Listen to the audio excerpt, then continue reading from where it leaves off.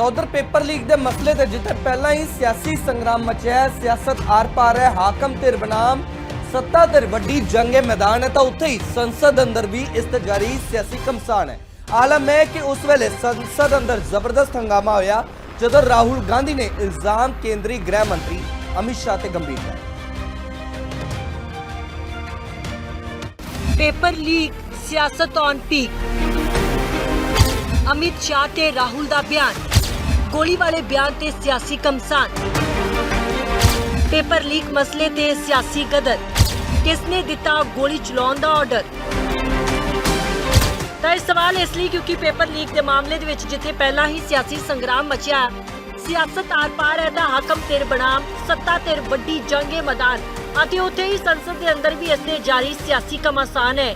ਆਲਮ ਇਹ ਕਿ ਇਸ ਵੇਲੇ ਸੰਸਦ ਹੰਗਾਮੇ ਦੇ ਨਾਲ ਗੂੰਜ ਉੱਠੀ ਜਦੋਂ ਪੇਪਰ ਲੀਕ ਰੋਕਣ ਦੇ ਲਈ ਨਵੇਂ ਕਾਨੂੰਨ ਤੇ ਚਰਚਾ ਦੇ ਦੌਰਾਨ ਵਿਰੋਧੀ ਧਿਰ ਦੇ ਆਗੂ ਰਾਹੁਲ ਗਾਂਧੀ ਨੇ ਲੋਕ ਸਭਾ ਦੇ ਵਿੱਚ ਗ੍ਰਹਿ ਮੰਤਰੀ ਅਮਿਤ ਸ਼ਾਹ ਤੇ ਨਿਸ਼ਾਨਾ ਸਾਧਦੇ ਹੋਏ ਕਿਹਾ, ਗ੍ਰਹਿ ਮੰਤਰੀ ਨੇ ਵਿਦਿਆਰਥੀਆਂ ਤੇ ਗੋਲੀਆਂ ਚਲਾਉਣ ਦਾ ਆਦੇਸ਼ ਦਿੱਤਾ।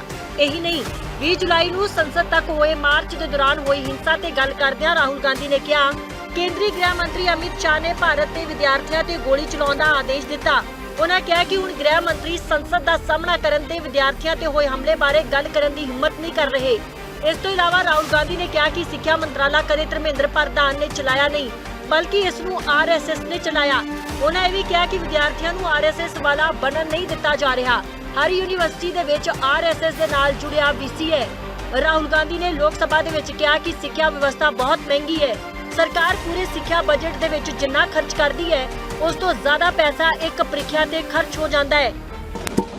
And I'm very happy today to see that the so-called Home Minister of this country does not have the courage to come and sit here. He does not have the courage to come and sit here. Sir, please. Carcade. Sir, I saw the carcade. 30 cars. With the Home Minister sitting inside the car like that, looking, shaking. What is this, sir? Sir, the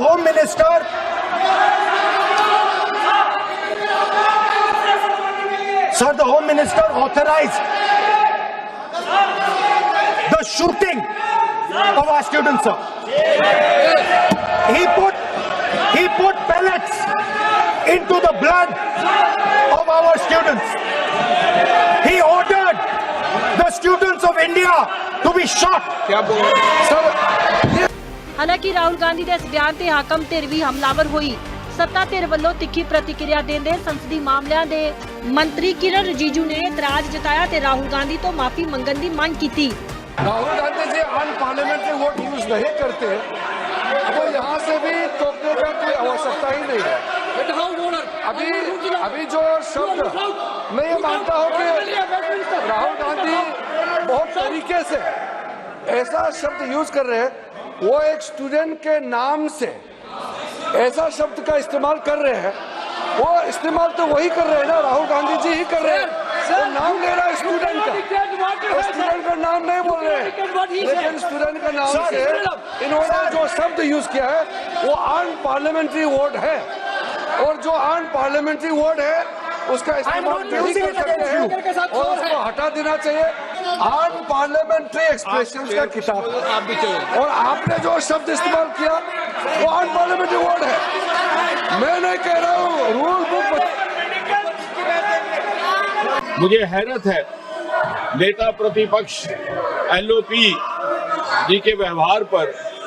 उन्होंने जिन अपशब्दों का इस्तेमाल किया वो unparliamentary तो है ही है, बल्कि इतना अनपार्लियामेंट्री एक्सप्रेशन है वो, मैं अपने बुक से नहीं बोलूंगा कि यदि कोई व्यक्ति या माननीय सदस्य अपने आप को भी इडियट समझे तो वो नहीं कह सकता, सदन के बाहर जाकर के कह सकता, उसमें नहीं कह सकता।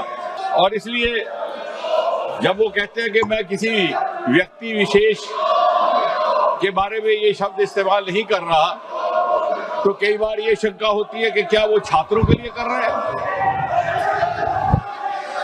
और अगर ये बच्चे जो हमारे हमारा भविष्य भी है, हिंदुस्तान का मुस्तकबिल भी और विकसित भारत के उज्जवल नागरिक भी, यानी उनको अगर इडियट कहा जाए तो इससे और ज्यादा दुर्भाग्यपूर्ण कुछ नहीं। बहरहाल हुण पेपर लीक ते सियासी तकरार है ते लड़ाई आर पार है, सवालों की भरमार है, पर सब तो बड़ा सवाल कि किसने दिता गोली चलाउण दा order. Bureau report, living India news.